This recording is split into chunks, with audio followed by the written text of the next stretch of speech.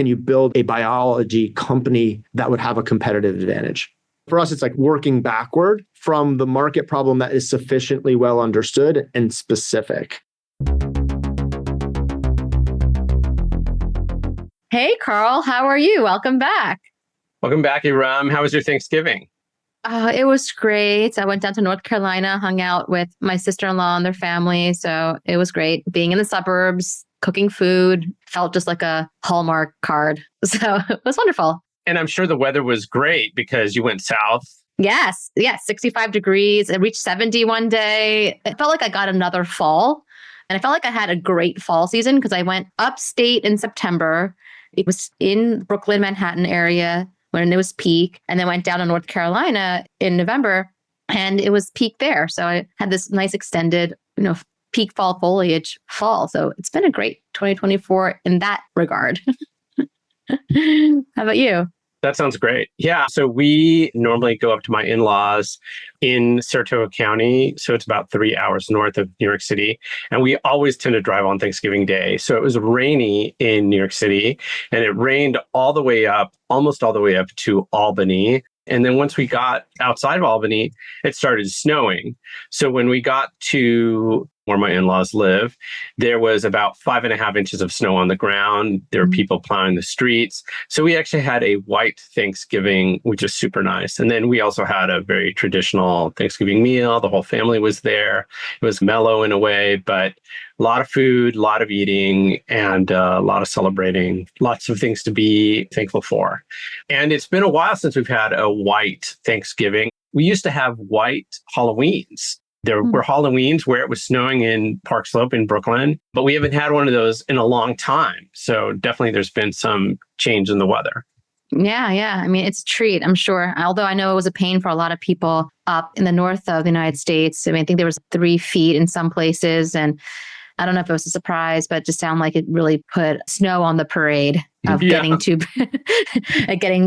Thanksgiving dinners and just traveling. I did see the rain in New York City because I was watching the Thanksgiving Day parade live, and man, more power to those people dancing on point. The cheerleaders dancing in the ice cold rain on point, doing flips. I'm like, wow. This is just phenomenal to see the resilience, the strength of these cheerleaders.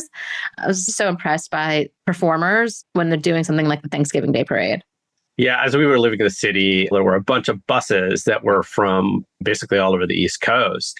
So we noted that those are people who are coming to be in the parade. And I made the comment that for them, they're going to be resilient because it's New York City, baby. Yeah, It's exactly. like, when else are you going to get a chance to do cartwheels and backflips on Fifth Avenue while the world is watching? I don't think that happens very often. So rain, sleet, or snow, the performers are going to perform. The show must go on. Exactly. Yes. And our show must go on. So exactly. What's up in biotech? What's going on? How are we growing everything? I actually don't have any news items for the week, but let's talk about extreme weather, given that the weather has changed for Thanksgiving. I mean, we saw 2 different sides of it, and some people got 3 feet of snow. Yeah. And I think a part of this discussion is like, how does biology react? Oftentimes, and a big part of the conversation is that extreme weather events, it causes a lot of harm to the environment. And what I'm really interested in is, yes, it causes harm to some biology, but could provide opportunities for other biology.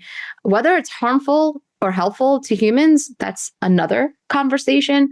But it's interesting to see, you were saying how in New York, we would get snow in October during Halloween, and we just haven't had that in a really long time. And it's getting more and more mild. So how has the weather been influencing superbugs or the molds? We were talking about invasive fungi destroying trees.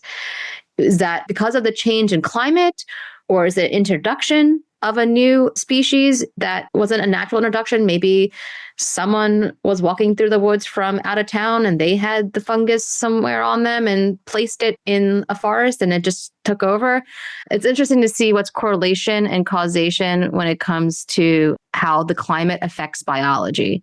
One of the things besides that, it is still man-made climate change, but then there's also very direct man-made environmental change that really falls into how we have been disposing of plastic. The things we spoke with our guests, for example, we spoke with Yuji about how they're discovering new types of bacteria strains, and they look in waste sites and they see that there are bacteria that are starting to degrade plastic, maybe not as fast as we like, but there is plastic eating bacteria. And whether that bacteria evolved to eat plastic or they happen to be eating plastic and it's just doing its thing and they eat other things. So it's interesting to see how the extreme weather, the extreme environmental changes are causing extreme biology. And then how do we leverage that biology to then solve some of these extreme problems that we've had that might be causing weather and environments that are not helpful to humans? Because then you got to bring it back to us because we are humans. We want to be able to live healthy, but we want to make sure other living organisms are also happy and healthy.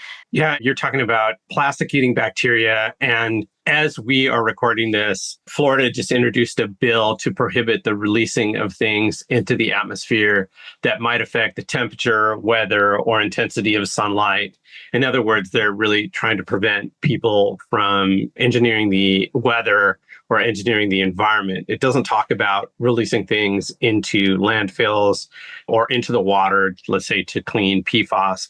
But I think it's super interesting because, again, it speaks to this idea of there's people who are trying to stop the march of progress, which we could argue that releasing sulfur dioxide or whatever it is, I don't think it's sulfur dioxide, particulate sulfur into the atmosphere to lower the temperature.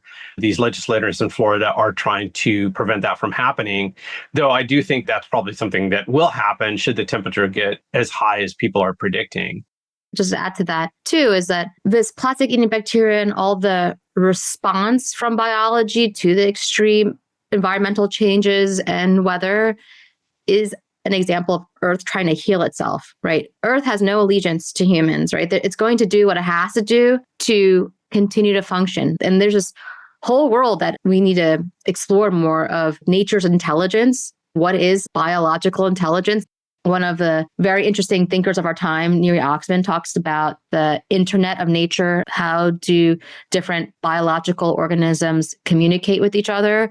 We use language, but there's so many other forms of communication. And how do they send messages to each other? Whether that's a chemical communication or light or just different senses. But I think a part of a solution is to also observe how Earth is trying to heal itself. And the plastic eating bacteria is one thing. Trees evolving to maybe consume more carbon dioxide, invasive species trying to do something hopefully helpful. There's a method behind the madness. That's what I'm trying to understand is what is that method? What is actually going on? What are the specific tactics that the Earth and biology is doing to try to heal itself? That's interesting. Yeah, I think we saw a preview of that during the pandemic. I mean, when people stopped traveling, when there wasn't as much activity, and I know we've mentioned this before, all of a sudden, animals that you normally wouldn't see in a city or in a town started appearing. Plants were growing in places that they normally wouldn't grow. I remember going into Prospect Park, probably early in 2020, going up to my favorite place, Lookout Hill, and it was just so incredibly overgrown because there had been no human activity there. There were fish swimming into rivers that hadn't been there. So over and over again, we saw that nature quickly comes back. Yeah, dolphins in the Venice canals, which usually in Venice, it's murky brown water, but it was clear with dolphins. You're like, what?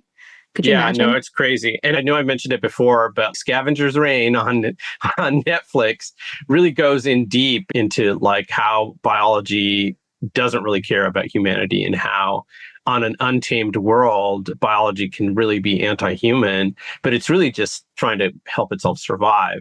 We have covered, I know I've mentioned Scavenger's Reign in the past, but we've covered a lot of this kind of extremophile biotech. We had Neely of Cultivarium on here. They're working on making it easier to work with non-model organisms. You mentioned Yuji of BitBiome. They're also doing something similar. Companies that we haven't talked to, but we track. Arcadia is a company that's similar, different kind of mission than Cultivarium, Puna Bio in Argentina. Most recently, we were reached out by a company called Forge, which I think is really interesting because they're working on developing alternatives to CRISPR. And it might be interesting to have them come on the show and learn more about what they're trying to do because I think it's super interesting, Forge Genetics. But I think that should be a perfect segue to our guest, Jason Kakoyiannis, who we've known for a long time. I think we start off the podcast by talking about when we first met. He was one of the first people I met at Beta back in 2014. And he did a lot of work with Ginkgo Bioworks and now just recently launched the Ferment Fund, which is a $20 million biotech synbio studio, which I think is going to be really interesting to talk to him about and the kinds of progress that they've made. Yeah. It's exciting to talk to him. They've come a long way. The Ferment Fund, there was a previous iteration of it with Ginkgo Bioworks where they invested in some of the companies that we have interviewed on the podcast, like Allonnia, like Archaea as well. It's going to be exciting to hear how Jason and the team at Ferment are creating these opportunities for the next leaders in synthetic biology. Yeah, so with that, let's let Jason take it away. All right, Jason Kakoyiannis, it's a super big treat to have you here. You're one of the first people I met in the synthetic biology community. I remember one of the first conversations I had with anybody in synthetic biology was with you at Beta, probably in 2014 or 15 at the Autodesk headquarters. So welcome to the Grow Everything podcast. We're thrilled to have you here. Thank you. Yes, I'm thrilled to be here. Really value the opportunity to speak to you both. And Karl, it's funny. I have that same recollection. Like one of my early entree moments into synthetic biology was in that 2014 era through the Beta door, and really still look back fondly at that moment when we were conversing over, I think it was like miniature scale 3D printed models of architecturally significant New York City buildings in the San Francisco Autodesk office. Yeah, it's pretty awesome. So when we first met, you were running your own consulting firm. You're focused on scents, maybe on flavors as well. And then you started doing some work with Ginkgo Bioworks and helped bring in a bunch of deals there. And now you're launching a new fund. What's the thread that connects all those things? Sure. When I look at these zigs and zags, to me, in retrospect, they make perfect sense, but on paper, they seem so erratic. The thread that connects them is my own personal drive to really find the things that excite me intellectually and professionally are things that sort of spark a sense of wonderment, like a sense of like, wow, you can do that. So when I look at my career motion, it's always been in pursuit of things that are on this edge of grand in terms of vision, but that takes hard skills to land in the world. And so let me explain a little bit about that. I was an art historian for a while, did a PhD in art history, all but dissertation, and then spent my 20s in New York City banging around the art world, making art, curating the Whitney, working in some galleries. And in that moment, got very intrigued with fragrance and flavor, sensory experience. What I loved about it was really just on the margins of comprehensibility and language. This was just pure emotion. But hit eject on the art world and went to law school out here in LA. Then went back to New York, practiced law for about 5 minutes. I was in the mergers and acquisitions department of a large law firm. And as soon as I could, I talked my way into a job at Givaudan, largest fragrance and flavor company in the world, like back to my passion. I had a non-legal role there. I was doing marketing, sales, and eventually corporate strategy. And my colleagues were perfumers and flavorists, these deeply trained, passionate sensory people, of which I think there are fewer perfumers than astronauts in the world. And our clients were large CPGs, the L'Oreals of the world, the Estee Lauders, everyone from Tom Ford to Coca-Cola to Bath and Body Works. And we were delivering the sensory experiences of these products, the taste and the smells. And I met Jason Kelly of Ginkgo in Rome in 2014, September of that year at a fragrance and flavor supplier conference where we were there. I was there on behalf of Givaudan to negotiate the supply contracts and ingredients. And he was there to talk about how the future of ingredients and aroma chemicals would be through fermentation. I immediately grabbed onto this because I had been very close to a lot of the supply chain challenges that we were having in the industry, either relying on plant extracted molecules. Think of things like vanilla from Madagascar, patchouli from Indonesia, or rose oil from Northern Africa. And a lot of these supply chains are unstable from a price or even supply weather perspective. And then aroma chemicals we relied on were coming from petrochemistry and the volatility in oil and gas. And so this was an industry that was hungry for stability, hungry for quality. And here comes this promise of fermenting, using cell engineering to work with the genes from plants, put those into microbes that you could then manufacture on demand in a more sustainable way, get the chemical purity that you need. It provided all these benefits. So I was intrigued when I started to talk to folks in this industry. What I realized, or this nascent industry of synthetic biology, was that They were profound thinkers from a technology perspective, and they were still very much thinking and figuring out the markets they could serve. And so I took the leap to help Ginkgo start to build up its business and jumped in with them to help serve the industries that I knew well, fragrance and flavor, ingredients, food and nutrition, and then expanded that over time into enzymes, chemical intermediates, et cetera.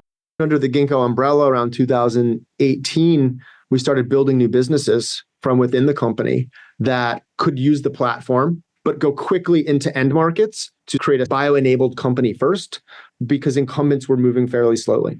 And we felt that there were opportunities. And then when Ginkgo went public in 21, I left and started Ferment as a way to continue that company creation activity. Oh. Got it. So now to round off, what we're announcing now is the fact that we've raised committed capital, $20 million studio fund, and allowing us to create 4 companies over the next 2 years. Wow, that's incredible. When I first met you was at the Ferment conference, which was hosted by Ginkgo. So I assume that Ferment was a part of Ginkgo against you worked there, but they're separate entities, correct? Yes, now we're totally independent. I think Ferment was born under the Ginkgo umbrella. It was a vehicle that we created to develop new companies. It also happened to be the name of that conference. We love that word and used it very liberally.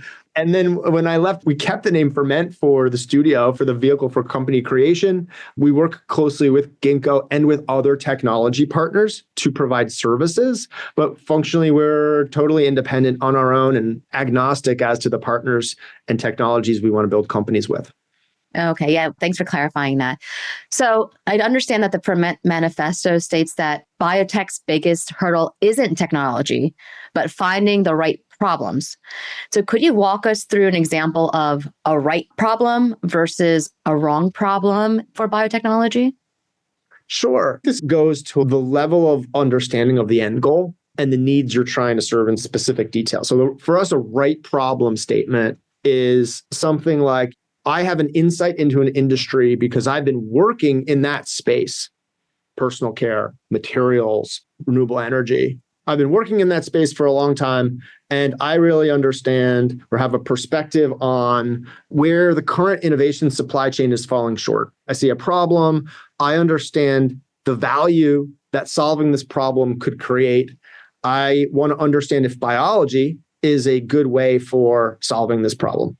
I sufficiently understand, or we sufficiently understand the economics around the problem, the switching costs of a customer, their next best alternatives, the value chain, who creates value, but also who captures the value. And once we have conviction, this is now I'm describing how we work. Once we have conviction around the problem we're looking at is one that makes economic sense, we then start asking the technology question of, can you build a biology company that would have a competitive advantage? For us, it's like working backward from the market problem that is sufficiently well understood and specific. So look, some of the examples of things that we're working on now are questions in food and nutrition around adulteration, around food safety. For instance, when we built Allonnia, the plant cell fermentation company, these were big issues in plant-based bioactive molecules. We wanted to get to better bioactive molecules that we could use in nutrition products, but supply chains through agriculture were spotty and expensive, and adulteration is purity is a big problem in nutrition and supplement space. How did this work when we built Allonnia, a company focused on waste remediation? Right? We saw pretty important signals, regulatory issues, the impending EPA regulation of PFAS, perfluorinated compounds, and no great way to handle that contaminant. In a lot of ways, chemistry and physical processes had plateaued in terms of their ability to deal with that waste, but biology had a good chance at breaking it down. So we really understood or forced ourselves to understand, well, like what were the alternatives people were using? How advantaged could biology be? What would the costs per acre of treated land or water need to be? And then designed our way into building a business that could deliver performance at that specific price point. And I could go on and on. The wrong problem statements for us are usually, and this is classic, this would be something like what people would call technology push. And it's ubiquitous, and we all talk about how this is something to be avoided, but I think it's often camouflaged. But I'm excited about a technology or a product, and I think, hope, or believe it can make a difference because it's really cool. And we've developed it, and someone in the world will want it. And it's just a matter of sorting through the haystack to find the needle of the right product market fit. And now that's doable, but in the cycle time it takes to find that fit, companies can often live or die. Yeah, totally agree. And I mean, that's one of those lessons that we say to founders all the time. It's like, no one really gives a shit about your tech. Sorry to be spicy, but at the end, what people want is the benefit and the solution to a problem. And the technology actually is secondary. If it happens to be a biological solution, then all so much the better. But if you can't really address the solution first, in how you tell the story, I think you're going to lose a lot of people along the way. You started off by talking about your career in moving from the art world to getting a law degree to working at Givaudan. And then now we're talking about the kinds of problems you guys want to solve. And I just wonder if we can go into that flavor and fragrances space for just a minute before we go on, because it seems like on the one hand, they have also been very quick to embrace either partnerships or working with synthetic biology companies, this understanding that fermentation allows them to really control their supply chains. But on the other hand, they are huge companies that tend to move very slowly. Talk about how you think those particular businesses might be ready for disruption by the kinds of companies that you guys are looking to build. Yeah, sure. I think there's a lot there. I think that I would almost modify your statement away from disruption and move it more toward partnership or enablement. I think the phase that we're in, and I truly internalized spending 7 or 8 years on the sell side of biology, is that the cliche of big incumbent companies being slow and risk averse and potentially dumb versus really smart, small startups who are innovative, building the future and know much more is totally wrong. I actually think it's sometimes often reversed. At least that was my feeling of being very humbled by the knowledge and sophistication with which large corporate partners work, because they're balancing so many different competing forces in the world. And it's true that there is status quo bias and loss aversion. But to answer your question, I think companies that are well positioned to work with biology have a couple of things on their side. Timing. They have the ability to patiently wait for applications to play out. They're not maybe point dependent on a biological solution. They're probably blending biology or a biomolecule with other things in their portfolio so that they can take on the timing risk for that ingredient or for that molecule to hit. I think that the fragrance and flavor industry came to bio early-ish after the chemicals industry had played with it, because essentially these are businesses, fragrance and flavor industry are fine chemicals business with some creativity on top to premiumize it. And as I said, they're managing the volatility of supply chains, many of which were agricultural. And biology is like fairly well suited to making a lot of those compounds. And they're needed in moderate quantity, not massive scale. So tolling them was feasible. But Karl, maybe going back to your question, what other threads could I hit? Yeah, no, and I don't want to in any way imply that big companies are slow movers, or I completely agree with you. I shouldn't have used disruption because I just feel like that is overused. It was always heartening to see when a Givaudan was doing the partnership with Ginkgo and whatever the company was that was doing early adopter. I think it was like Firmenich kicking things off with Amyris. Yeah. One of the bigger things that happened around that time. It was driven by a gentleman named Bob Weinstein, who was the head of the natural ingredients business there. And he just had a unique vision to take the risk. And others followed suit. I think synthetic genomics was doing things, Evolve. Yeah, Evolva is the one that comes to mind. Yeah, a suite of companies were going after that opportunity because it was this nice pocket of fine chemicals, high margin, low volume. And people were thinking in terms of how, at this point, how do I get a molecule expressed by an organism that I can ferment at a reasonable scale, that I can probably toll? This industry seemed to fit those requirements. And I think that's how a lot of early biology companies stumbled onto that. Yeah. Yeah. It's interesting when you're mentioning timing and having the patience in different time scales. Now we're looking at a lot of this industry is built on chemistry or petrochemistry. But before that, it was based on biology. So it was using plants, extraction, those traditional methods of extracting flavors and fragrances and other bio-based ingredients. And then chemistry came along to really optimize that and get very specific on molecules through synthetic chemistry. And now it's going back into using biotechnology in a way to leverage biology. So it's like this push and pull, which is really interesting. But since you came into this world of synthetic biology and you mentioned being really into it around 2014 Synbio conference. And now like you've been living and breathing biology since then.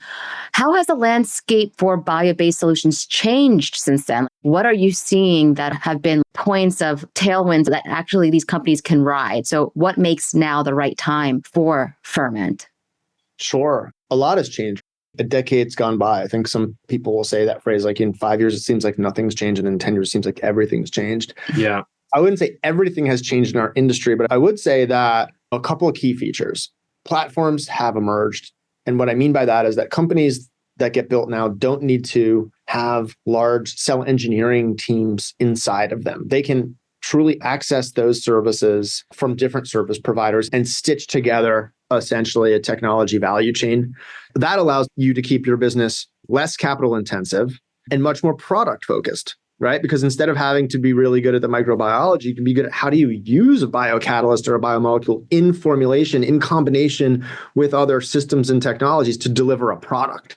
So those are the kind of companies we build, product-focused companies. When you're walking around them, you're talking to people that are not microbiologists or metabolic engineers, but more product developers.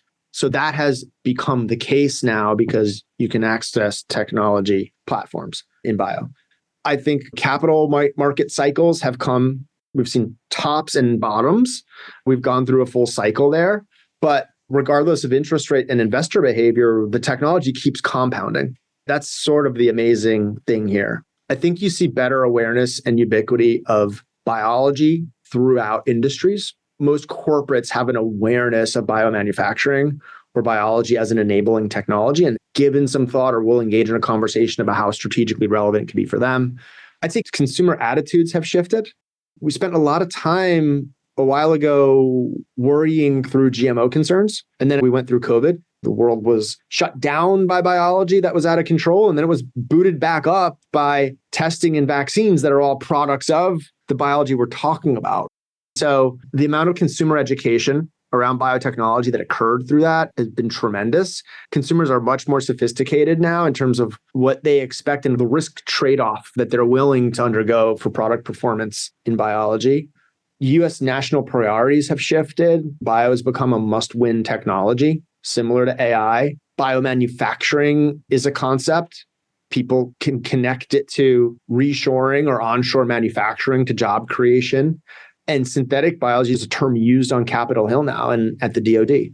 And then to round off, there are more people like me in the industry now, folks that didn't come in via a technical door, don't have a PhD, but very much live at the seam of translating what biology can do into products and into end markets. So that's the next exciting phase. And that's what Ferment tries to be, is a place where we're attracting folks who know end markets, who have delivered value in those end markets, who know different sectors, have credibility and relationships there, and are asking, how can I build, or can I build a company with a competitive advantage based in biology to unlock value or solve a problem I'm aware of?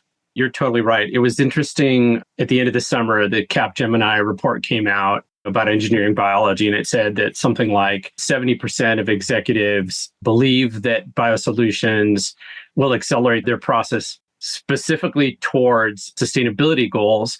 But then something like 90% of them said that they actually had some kind of biosolution prototyping or testing. So to me, that is definitely a sea change in 10 years. I don't think in 2012, we would have seen executives at big companies admitting that they see biotech as a solution for sustainability and or admitting that they've got indoor projects going on. But I think you're right. I mean, COVID served as an accelerant for all that. Right. Maybe one last thing to add on is when people hear the word biotechnology, they immediately think of drugs and pharma and medicine. That's by far where the biggest impact has occurred. But what we're all talking about, what we're doing at Ferment, is not pharma. And I want to specifically call that out. We're going after markets outside of pharma. I hope and believe now the term when people hear biomanufacturing or biotechnology, they do think of things other than pharma. Hi, a quick shout out to our sponsor, Messaging Lab, the force multiplier for biotech. Your biotech company is making the world a better place. You know that, we know that. But does the world? There's a big reason why some biotech companies attract investors, sign up customers, and get attention. That reason is strategic communications. At Messaging Lab, We translate complex science and economics into compelling narratives. And we have done that for the most successful biotech companies across healthcare, agriculture, personal care and beauty, materials, and the list goes on. We're here to make sure your ideas not only get heard, but resonate with your audience. So if it's time to amplify your company's voice, visit messaginglab.com to explore how we can elevate your story and grow your business.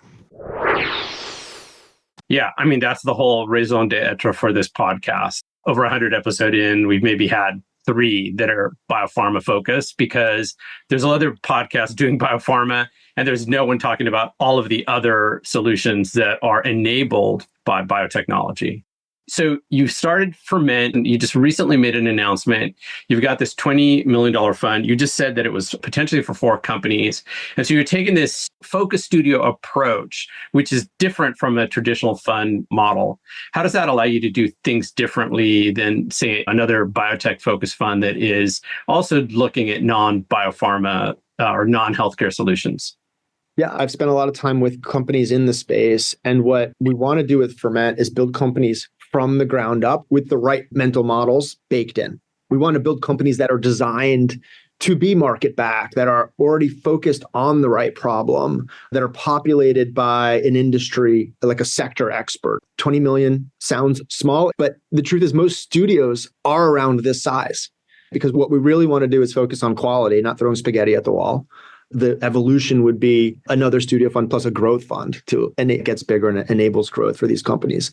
But what our mental model is building companies that are very commercially focused and can productize and be in revenue within 2.5 years, working with leaders from the end markets we want to go into. Those folks tend to have 15, 25 years of experience under their belt. They've translated products, they have customer credibility, they've exited in these spaces before. We like to embed these companies with strategic partners out of the gate. I think strategic investors or strategic partners bring a market reality around timing, around product fit, around specs early on that's bracing but healthy for young companies. And then we make sure these companies are capital light, right? By stitching together the outsourced providers we talked about, they're product focused, and we understand exactly how they're going to monetize. That recipe, in some ways, if we sat around as investors investing directly into companies built that way, there are very few. So we have to kind of take it upon ourselves to put those design rules into them. Yeah. So hone in on this difference between a venture fund and, I mean, would you say it's a venture studio or would you say, I mean, I know Karl said focused studio. We are a venture studio. What we do is build companies from scratch. We work with entrepreneurs in residence who come to work with us for a cycle of time to explore a set of ideas, hone in on them, flesh out the economics, as I talked about, develop the product slate, figure out the IP and the technology roadmap. And along the way, we are putting these things through stage gates. We have SOPs, what needs to be true at any given point to progress. Most of the ideas we work on are getting moved off into the parking lot at different moments, but the things that survive are ones that we fund. And what we'll typically do is seed a company with around $3 to $5 million. Mm-hmm. Yeah. So do you basically take a role in this company? I mean, maybe that's depending on who actually is spearheading the project that you bring on and then getting some type of traction. So I guess it would depend on the company, but I'm asking for the entrepreneurs that are listening to see how they would fit into Ferment if they worked with you. Yes. Yeah. So let me talk first of all about our team, and then I'll talk about the way we work with folks. So Ferment is composed of myself, my partner, Brian Brazo, and Jess Lieber. Brian Brazo has a PhD in microbial engineering, was a scientist who then focused more on manufacturing and scale up, was at ADM and Cargill and eventually Novozymes. Very much focused on managing large P&Ls where every dollar comes from a biomolecule that was fermented.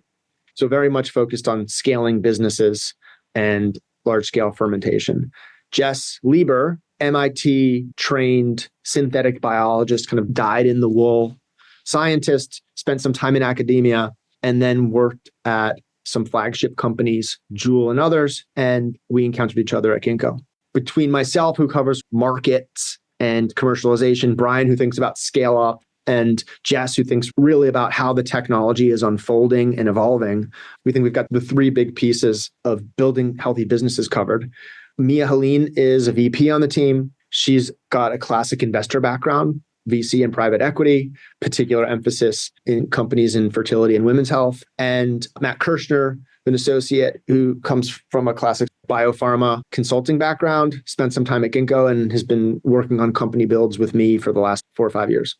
We internally generate ideas and themes and areas that we're excited about, but there's just 5 of us, right? We will never have the best ideas.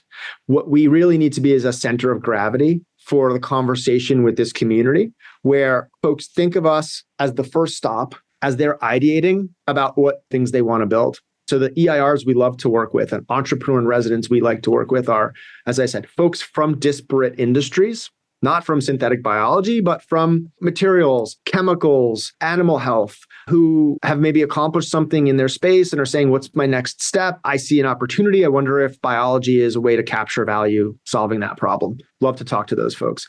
Other folks are maybe younger in their journey, early career, mid-career, have ideas and intuitions about how technology can be applied or have been looking at markets. Everything with us starts as a conversation. People show up with a version of a concept or a question. We put our knowledge on the table with their knowledge, spin it around. After several conversations, maybe something good comes out. That's super cool. In the announcement, you guys mentioned Alchemica as one of your first companies to spin out, and they're focused on natural gas production. How did you guys see that as being the right problem to tackle, for one of your first companies?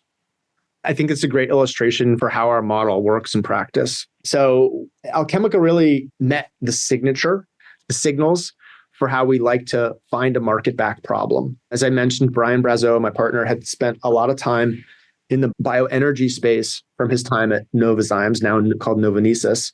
He led the North America business there. Bioethanol was a big sector for the enzymes that they were selling. And then Patrick Wagner, who's the CEO of this new company of Alchemica, was also at BP and also knew the space.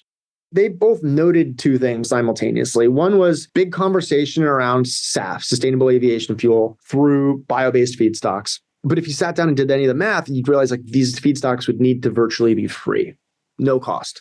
Second specific market trend was a lot of intense interest in biogas and methane and anaerobic digesters. And this phenomena of oil and gas majors, especially in the EU, some in the US here, like Shell, BP, were rolling up these anaerobic digestion units.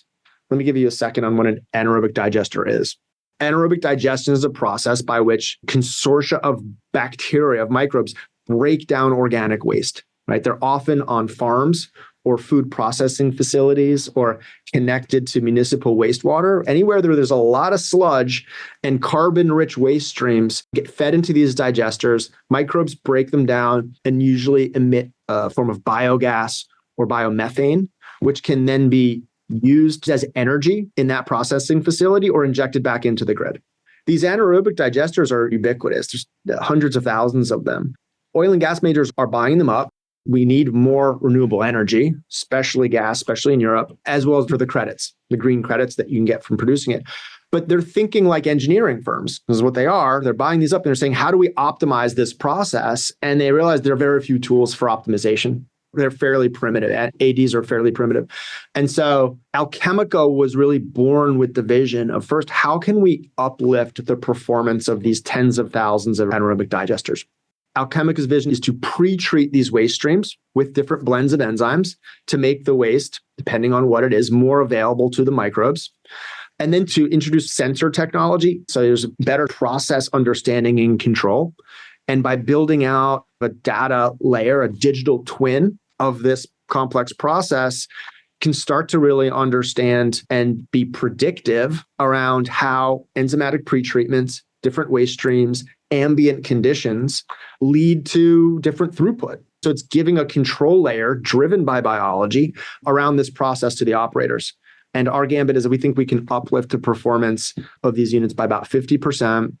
We can also introduce other kinds of microbes that can allow you to create other molecules besides methane. So lipids, other things that can be then refined into valuable chemicals. So you get a side stream that's got value as well. And so that's pretty exciting. what I love about this, Karl, is we're not talking about a business that's engineering a microbe to squirt out a molecule that you're going to sell in tote bags as an ingredient. What it is a business that's wrapping biology around other technologies, hardware and software, to uplift or premiumize the way an existing operation works. And that's exciting. That creates immediate value for operators. We know exactly how we're going to get into market. We know exactly who we're working with, and how we create value for them. But there's sort of a moonshot buried inside of this very practical sounding business. And that moonshot is, if you can get waste as a viable feedstock for fermenting valuable molecules that can be converted to chemicals, we're now talking about revolutionizing the way biomanufacturing works. Waste, a free feedstock, into valuable chemicals. That's pretty cool. And that's a much longer, bigger vision bet. But I think what this illustrates is the companies we create are very market focused, very product focused, very clear understanding of the problem they're solving, populated by a commercial leader who's relentless about getting there quickly, but uses that by getting the fundamentals right up front, allows you to also have a longer term vision, knowing that you'll be able to keep the lights on while you get there. Yeah. Yeah. As you're describing Alchemica, it really just reminded me of human digestion. You're saying you pre-treat with enzymes, which is amylase in our mouth, and it goes into an anaerobic system, all the microbes working together, and it spits out some methane gas and valuable products. So I was like, oh, okay. Yeah, that's such an apt metaphor. You're absolutely right. Yeah, that's really great. I would love to sit with you guys. I mean, Karl and I all the time think of unique companies. I mean, throughout this podcast, we'll just come up with something, not sitting down and cracking the numbers, but thinking of some of the founders and entrepreneurs that have been this podcast, the services they provide. And if they provide that service, then we could maybe create something like that. So where do you see some of the biggest opportunities for bio-based solutions? What are you guys excited about that maybe you haven't seen? And you don't have to respond from the ferment world as a ferment representative, but more as yourself, or just because you've been in this space. What sectors are ripe for these bio-based solutions? I know you said fragrance and flavors, but would love to just hear an example of a company and maybe even walking us through what does an asset light, capital light experience or business growth look like for that company. And I have one example if you want me to throw one at you. I want to hear it. Yeah, let's hear your idea. I was talking about this in the previous episode about the skin microbiome and being able to, I know that's been attempted to create a lotion to really enhance the microbes on your skin because we clean ourselves so much. I think some people don't, and they probably have healthy skin microbiomes, but basically a skin microbiome topical solution to really have healthy, beneficial skin. Yes. So emphatically, yes. And in fact, I'll point you to a company that we were involved with creating called Archaea. Mm. Yeah, we had Jasmine on the pod. Yeah. I've heard of it, right? And so not only was she an entrepreneur that launched the first personal care, skincare product powered by microbes, but when we envisioned Archaea, it was exactly to tackle this question, right? Of why are we at war with the bacteria on our skin? We use all these harsh surfactant-based products. We strip off the protective layers of oils and microbes on our skin, and then we pay through the nose for active ingredients and moisturizers to replenish that barrier rather than working with the beneficial bacteria. The first product launched from Archaea was actually a prebiotic for deodorants, which was to enhance the beneficial bacteria in your underarms in allowing them to outcompete the sulfur-producing bacteria responsible for odor. So I'm pointing to this only to say you're 100%. This idea works. It's technically about how do you take live microbes, if that's what you want to do, and situate them in a personal care product formula that's going to be composed of many other chemistries too. And do you have to keep that product cold in the way that we keep anything with a live culture cold to keep it alive? Then the next question is, okay, if I do have to keep it cold or otherwise, what's the price point? How do I distribute it to customers? Now expect personal care shelves to have a cooler. So I'm only nudging because this is how we think. What would the commercialization strategy be? And how would you position it? Because undoubtedly the technology has something to say. But let's walk that concept a few cycles forward into the world and start asking the hard questions of when you productize it, what's it need to look like? But 100% on board with that, and really still do think there's room for innovation in personal care to think biology first. Everything from hair care, and think of the harsh chemistries around perm and straightening, These things haven't really been innovated for 50 years and are extremely harsh. Other markets we really like, still bullish on nutrition. I think people are very focused on wellness, or like sub-therapeutic, science-based nutrition. We've done companies there, both Allonnia and Verb Probiotics are focused there, and there's plenty of room to run there. There's opportunities in like classic nutrition, but then detoxification, microplastics in the body and other contamination in the body. Even when you think about food system and nutrition, improving traceability and transparency of ingredient quality, using microbes as ways to verify and ensure the integrity of product. Yeah, I think that's another part of this question is they didn't have to raise money for big labs for all this deep R&D work. So where is their spend going then? If it's not to spend on capital costs for lab space, or it's interesting to me, this model, it's a model that Karl and I talk about a lot, because we do see that there's all these services. You can outsource every aspect of research and development and product, even marketing, messaging lab, all of that. You can just do the whole gamut. And you can even test whether the product's actually going to be out there. You can start testing on Instagram tomorrow or in trade magazines whether or not you create the product or not. The testing is readily available. Yeah. So I'm curious to hear your thoughts on how would you approach that? Companies still do spend on some development, but it's just flexible spending. You've taken a fixed operating cost of heads and labs, right, which are fixed on your balance sheet, and turn it into a variable cost because you're now outsourcing it with a partner. And you can go faster or slower on those programs. You can have more programs or lesser, but like you can be much more adaptable in the way you run your business rather than having large technical teams that you've got to figure out how to redeploy if you shut down a program. I think that's just like one practical benefit of this model. I think the companies we build spend a lot of time on product development. It's like once you have the microbe or the enzyme or the biocatalyst, again, how are you formulating it and blending it with other technologies into a product, and how is it performing? And I think that's really where they're spending a lot of their time and resource, and then in commercialization. Part of the beauty of this model is, I'm going to say 3 years ago or 4 years ago, considering that your capital expenditure could be turned into an operating expense instead, I think in biotech was probably like unheard of, especially if we talk about industrial biotech writ large in these applications that we're talking about. Because like now instead, you don't have to go out and build a lab. Your investment is going to be in that microbe. But you can really start out by figuring out what that product is going to be beforehand. And that's all operating costs. You're not making a big investment in a building necessarily. I think so. And I think the other part of what's interesting is like we're at a time in the cycle now where there's been a lot of paid in investment in developing technology, biotechnology that hasn't made it to market yet, but that's maybe one cycle away. So you can find that technology and in-license it and become the commercializer. You can find that from labs, from other startups that are maybe rationalizing what they're doing and focusing on a few things and willing to sell or out licensing what they've done previously. Large corporates also have what we like to think of as marooned assets that they're not quite sure what to do with. And we started businesses with large corporates that have assets that they'll roll into a new company that will help build up. Biome Edit in animal health is a company that we built with Aaron Schacht and Elanco. So that's a great example of ways to like hack your way quickly into market. Yeah. In that regard, I mean, there's been a lot of companies that you've seen, whether through Ferment, the affiliations with Ginkgo, and a lot of those companies seem like they didn't have a lot of capital expenditure. They leveraged some of the Ginkgo ecosystem. And some of those companies are doing well, some maybe not so well.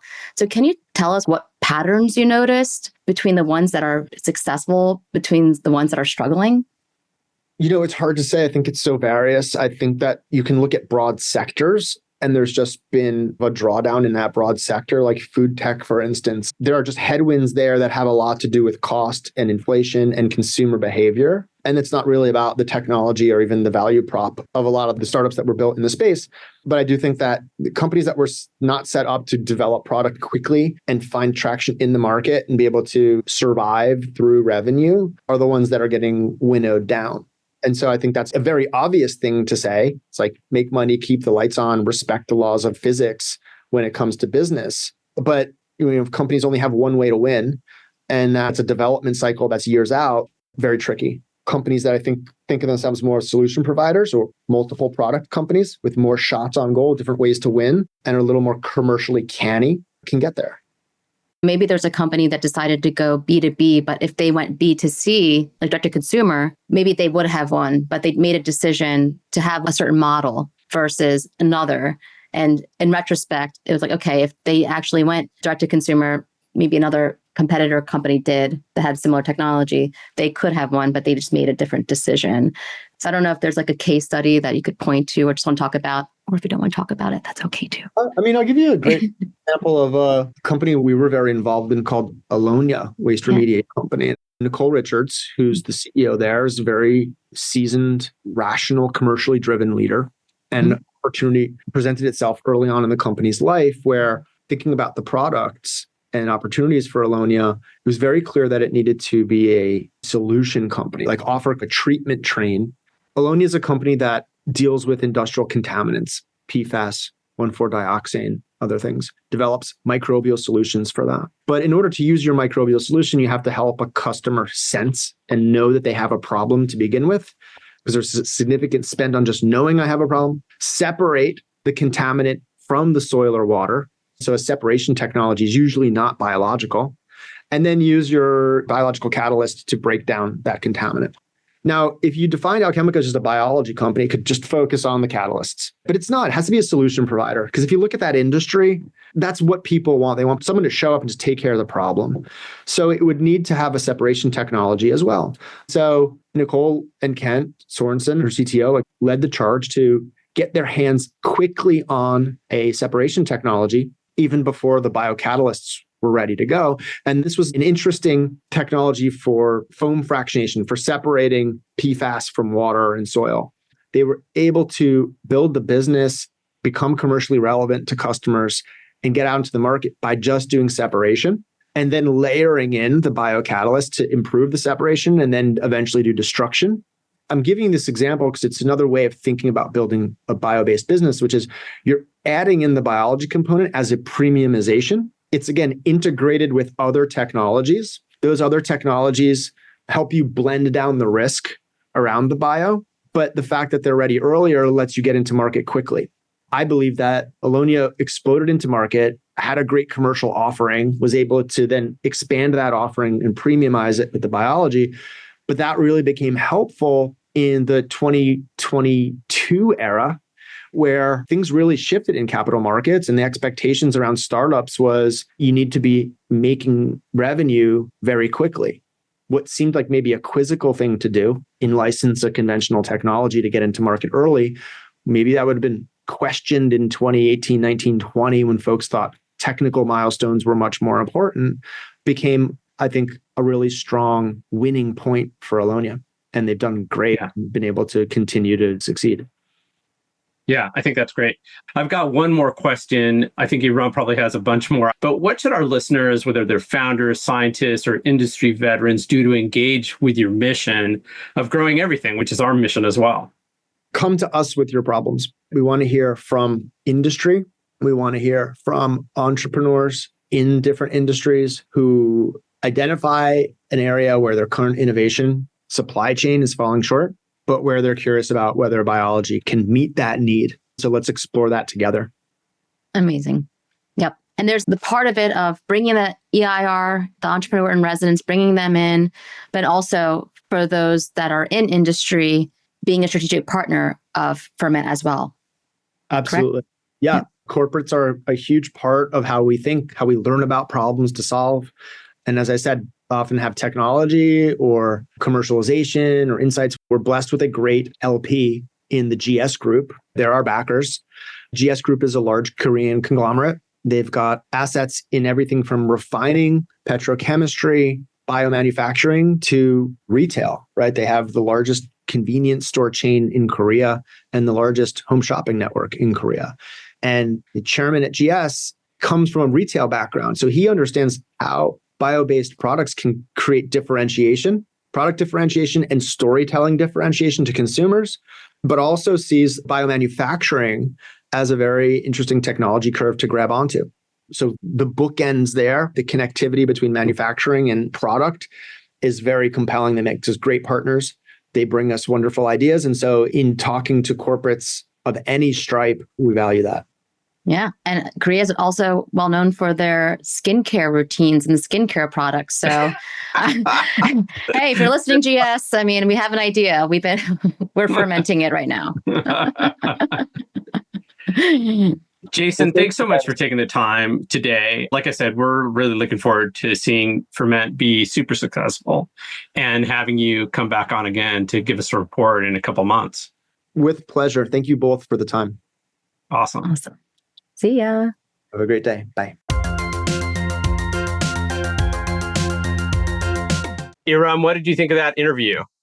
Jason is really helping boost the bioeconomy, taking a very concerted approach, having this call to action, having this call for ideas, the call for problems is very interesting, especially as they're looking to attract people from industry that have a very intimate knowledge of the problems as they exist in today's business models in today's industry.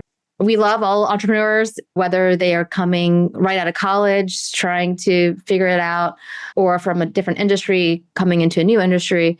But those founders that know the problem so well because they lived it every day, and they know who they need to talk to in order to solve it, and they know which people to bring in the room, is a great recipe for actually having change happen and actually having a company scale up. So it's a very, very smart way of starting companies and having the studio model. Venture studios are very interesting in the fact that you do have these investors, but they're actually working with you. They're bringing more resources than a typical investor would bring in terms of really being a part of the company as if they were on your team. It'd be interesting to see if they actually take roles. That's something that remains to be seen. Like, would Jason be a chief officer of the new company? But that's an aside. But it's cool because another reason that I love this interview and I liked talking to Jason is because he doesn't come from a biotech background. This is another example of someone who worked in different industry, who saw the promise of biology and was convinced that this is what needs to happen and committed to then bringing biology to industry. So that understanding, that revelation, that passion that Jason has brought to biology is infectious. And we need more people like him to activate. Like, he has been activated. So we need more people activated like him. But what did you think? Well, I'm going to push back a little bit because, and I love Jason, I love the model. I think the model is a very conservative model. I think that there's a lot to be said for that model where you're bringing in industry experts and having them drive a change within an industry. However, I am also a big believer at having outsiders come in and solve problems and maybe partnering them with someone from within an industry, because I think people who are in an industry often have a myopic point of view and they might see a problem, but the only way they know how to solve it is the way the industry might solve that problem. Biology is a great platform. Jason makes the point that over 10 years have evolved into a place where we have this platform that we can use. And the platform and the technologies are going to continue to evolve. And I think that the model that they have is a smart one. But I think that there is a lot of room for other models besides this studio model where you're taking industry experts and pairing them with technologists to solve and build big companies. They've had a really great track record. I mean, with Ginkgo, Archaea, who we've had on the podcast, Allonnia, who we've had on the podcast, they are tremendous companies. I'm really looking forward to seeing the companies that come out of this model with Jason. But I think it's also, there's a lot to be said for having outsiders come in to solve big problems in existing industries. And you can push back on me, Erum, or any of our listeners. Yeah. I mean, you can say whatever you want. This is our podcast, but I mean, I was just highlighting that this is another one. That's the approach that they took for their previous fund with Ginkgo. I think you're right too. Just having someone from outside come in with a different perspective is right. And it will be interesting to see how they facilitate that. And maybe they're looking at it as a model, but they're open to investing in people from the outside. But right now, they're looking for requests for problems. They're looking for ideas. They want you guys to share, and they're going to take a look at not only the team, but what problem you're addressing, how you're approaching it. Maybe you do have an industry leader, co-founder, but you are from the outside, and point to that success. Because in the end, they're not just looking for industry people, they're looking to turn around their investment 10x. In contrast to that model is C16. Shara comes from the outside. She and her co-founder, they saw a problem. They went out and they raised money. So I think there's room for lots of different models. I love the model that Jason and Ferment have put together, and I want to see them succeed. So go and read their call for problems, their requests for problems. It's really a good thesis, and it's a good way to get an introduction to Ferment and what they're trying to accomplish. Yeah, we'll definitely link that to the show notes, to the Ferment Fund and their call for problems. I would say too, is no matter whether you're from industry or not, being able to have a first principles approach to solving a problem is very important. And as Carl mentioned, it is maybe harder for someone in industry because they've been working in one type of system than to come up with something completely new. They need to do like a de-learning of the way things were and a relearning of a new method. And it's something that's interesting because in the conversation, the way that Jason was describing Alchemica, it just reminded me of just human biology, right? He was like spraying an enzyme on feedstock. It's like, okay, yeah, we spray an enzyme on feedstock all the time when we're eating, and then we're digesting it and fermenting it in our bellies. And then we create a product at the end of that experience. But to be able to think that's just a very natural process, humans eating and creating waste or product, it's a very valuable fertilizer that we create. Being able to think of what happens in nature, what could be a natural bioreactor. What does that look like? Is it some type of pond just introducing different types of microbes, different types of microbial consortia, different bugs that can work together in symphony to create a product? As humans, we make tools and we risk and we have over-engineered a lot of things.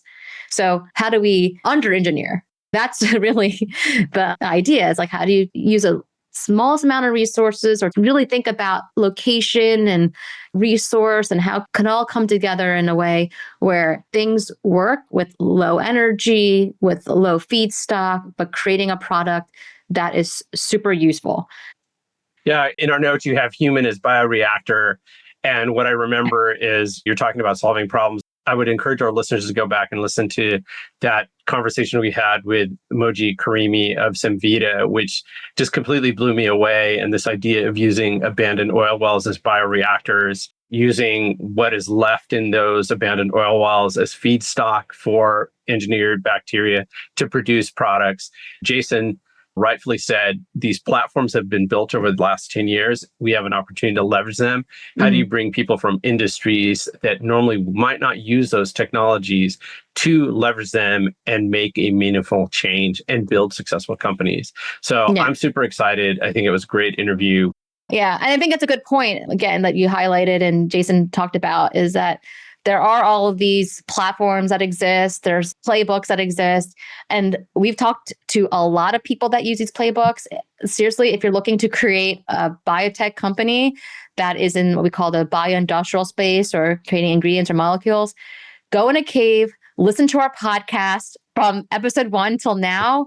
You will come out with an idea and a plan that will solve big problems, but also make you wealthy. And call us after you do that. Thank you very much. And call us. But yeah, it's incredible. I mean, that's what we do all the time.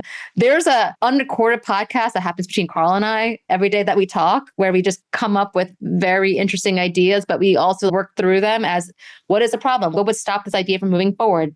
So we need to create that data bank of ideas. I know other companies and people have ideas and like on spreadsheets on their website. We need to do that. Yeah. Yeah. There's things in the works, but we'll just tease it. We'll just leave that there. But we're very excited for opportunities like Ferment's providing to the bioeconomy. So if you're taking advantage of it or even have more questions, reach out to Ferment. You can reach out to us as well. The way to contact us is, of course, in the show notes. Thank you so much for listening.